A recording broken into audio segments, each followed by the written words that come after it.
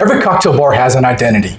Ours starts where bourbon meets the blues, and where one drink quietly built the entire house. Now, we know what you're thinking. Wait, haven't they done the old-fashioned before?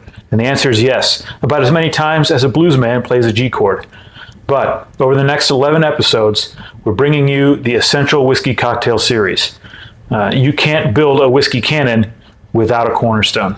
Yeah, we're walking you through the absolute must-know whiskey drinks, from 1800s classics to modern masterpieces. We'll break down why some of these specific drinks survived and why so many others faded away.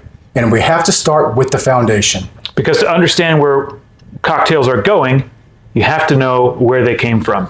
So stay tuned. Right here At the bar with Stave and Slide.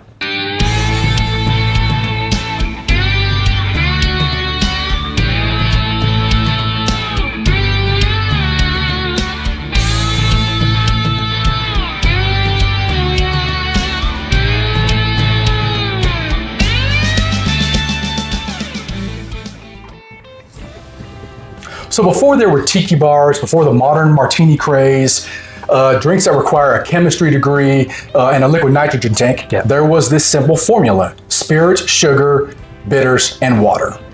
In 1806, a newspaper in upstate New York, the Balance and Columbian Repository, printed the very first definition of the word cocktail. And that's essentially how it was defined. Yeah, they were responding to something that one of their readers wrote in, basically asking the question, what is this word cocktail? Because it was this kind of a new word that had been tossed around that wasn't really defined. And back then, of course, it wasn't called an old fashioned, right? It was essentially a bittered sling, which is part of that original definition. A standard sling was essentially just spirits, sugar, and water. The bitters were that kind of new medicinal addition. The aromatic bitters that we know, the curative, created by apothecaries by steeping herbs and barks and botanicals into high-proof spirits, and that aids in digestion. Tossing those medicinal bitters into a morning dram is what turned a simple sling into a proper cocktail. That morning medicine would eventually evolve into the whiskey cocktail, then the improved whiskey cocktail with the addition of other modifiers, and eventually the old-fashioned that we know today. Yep, Jerry Thomas, or the Professor, and the godfather of American bartending, kept things relatively straightforward in his seminal 1862 guide. The Jerry Thomas whiskey cocktail was just whiskey, a splash of water, a little sugar, and a couple dashes of bitters, shaken up and strained. It was quick, clean, and bracing. It wasn't until the 1880s, when bartenders started getting fancy with imported European liqueurs and exotic garnishes, that people started getting annoyed. Yeah, they sure did. That's when we see the Professor and his contemporaries introduce us to that improved whiskey cocktail. That's adding, those modifiers that we said, like curacao, absinthe, chartreuse, all of those kinds of things, right? And suddenly, that improved whiskey cocktail that was created with those additions are what got people kind of upset. Suddenly you had bars that were flooded with all of those modifiers. Now those can make a good drink, right? They can make a fantastic cocktail, but there's a good deal of folks that were kind of tired of that overly complicated, fancy drink that was kind of cluttering up their glasses. They just wanted the stripped down, unadored classic. So they started walking up into bars and protesting, demanding that their drinks be made the old-fashioned way. Yep, it wasn't even an official name at first. It was a literal customer revolt. Give me an old-fashioned whiskey cocktail. Over time, the name stuck, the excess modifiers were stripped away, and the drink transitioned into a flat-bottomed rocks glass over ice. Yep, and so we're going to show you how to protest, that improved whiskey cocktail and all that the proper way right now. So let's go ahead and get started. We like to do our old-fashioned in a mixing glass. We're gonna, mix it up, stir it over ice. We will start with our Demerara syrup. We prefer Demerara. It's that darker rich brown syrup made from that kind of turbinado sugar, right? It gives it a richer flavor, more viscosity with that 2-to-1 syrup ratio.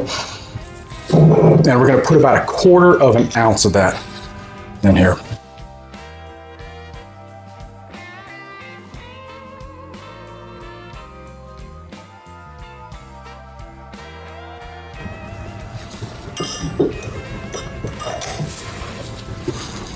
All right, then we're gonna add our bitters. That's like the seasoning. We love to do a couple of dashes of Angostura, of course. That's the classic. Yep. We also like to add a couple dashes of orange bitters. Yep, just brightens it up. Yep, our favorite here being Reagan's number 6 orange bitters. They're so good.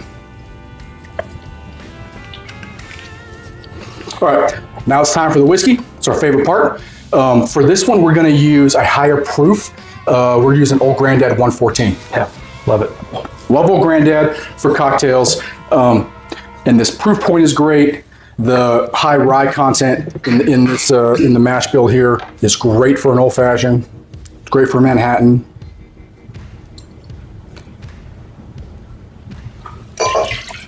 Two ounces, maybe a little more. It's a bit of a Dan pour. Yeah, haven't done a Dan pour in a while. Then we're gonna add our ice.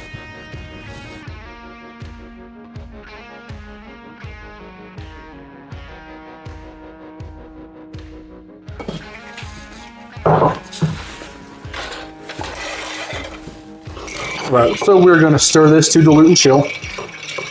Now, if you want to use a lower proof whiskey, we love Wild Turkey 101. Yeah, it's another great solid addition.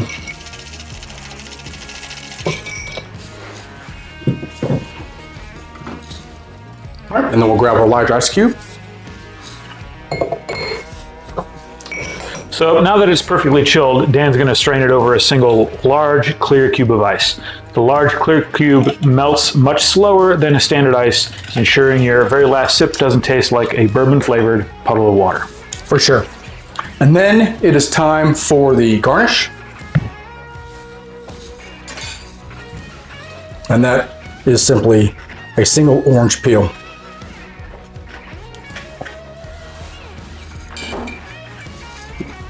That we will express. Rub around the edge, drop it in, and that is the old fashioned.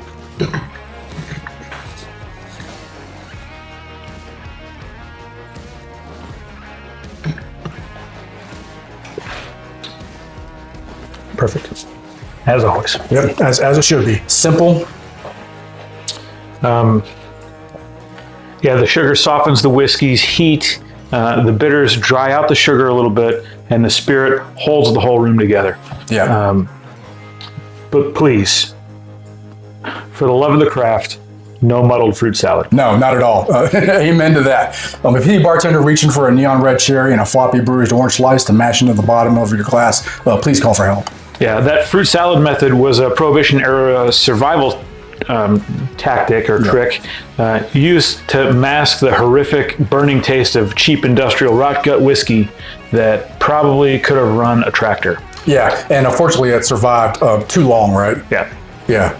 That stuck around for decades. It made it all the way through the mid-century modern phase into the late 90s to early 2000s, as the time the cocktail renaissance was kind of kicking off. Yeah. You still would get that old fashioned frequently, wherever you still see it today, which is unfortunate. Some places, yeah. Now, to be fair about the muddling, we are not muddlers, but some of these those regional fruit forward variations that do still utilize the muddling have become kind of iconic cocktails in their own right. Yep. Take the brandy old fashioned, also known as the Wisconsin old fashioned. It's the unofficial state drink of Wisconsin, born directly out of that Prohibition era kind of survival mode. They muddle the cherries, they muddle the oranges with the bitters. Brandy is the base spirit, and then they top the whole thing off with a sweet or sour soda. You can order it several different ways. I've had it. It's unique. It's different. It's not my preferred old fashioned, but people love it.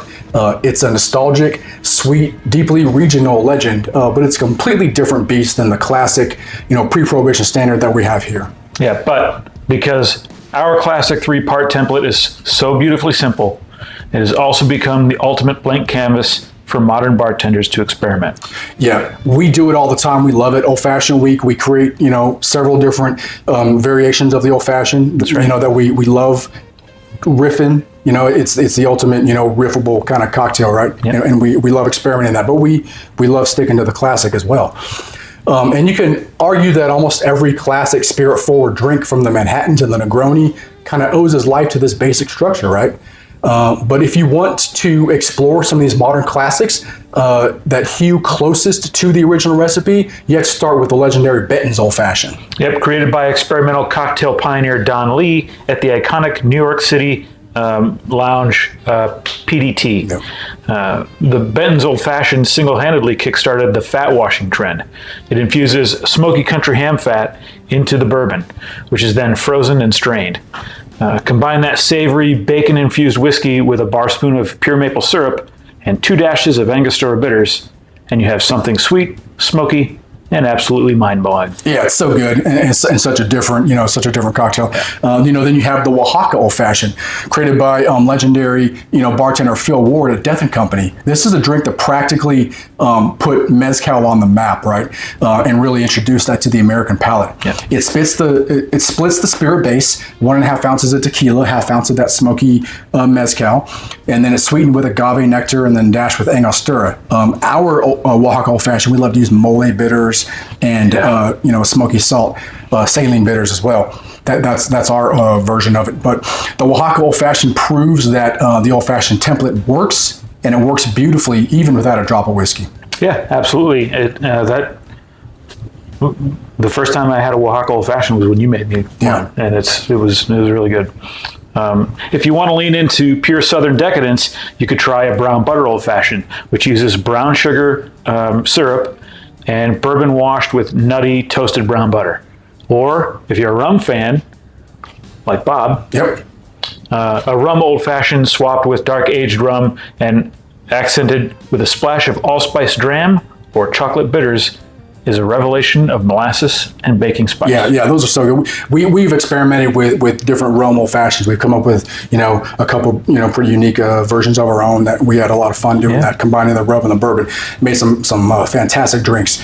Then you can even swap out the sweetener itself, right? Take the Irish Old Fashioned from the Dead Rabbit.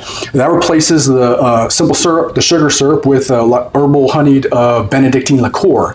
Or you have the C&B Old Fashioned, which uses gin as its base, balanced with bitter Campari and sweet Benedictine, walking a beautiful tightrope between the Old Fashioned and the Negroni. No matter how you spin it, the core rule remains: respect the balance between the strong, the sweet, and the bitter. Yeah, the Old Fashioned is all about balance, just like so many other cocktails. And the Old Fashioned itself, it's like the vinyl record of cocktails, right? It's warm, it's familiar, it's analog, it's not fancy, it doesn't have to be. And that's why it survived every trend, because it celebrates the whiskey instead of burying it. Yeah, so thanks for kicking off this 11-part series with us. Be sure to like and subscribe as we continue our exploration of the essential whiskey standards. Yeah, and next up, we're taking the whiskey from the back porch to the big city with the Manhattan. But before we go, just another reminder from both of us: good cocktails are about the experience, not the volume. So take your time, respect the proof, and sip responsibly. Cheers from Stave and Slide.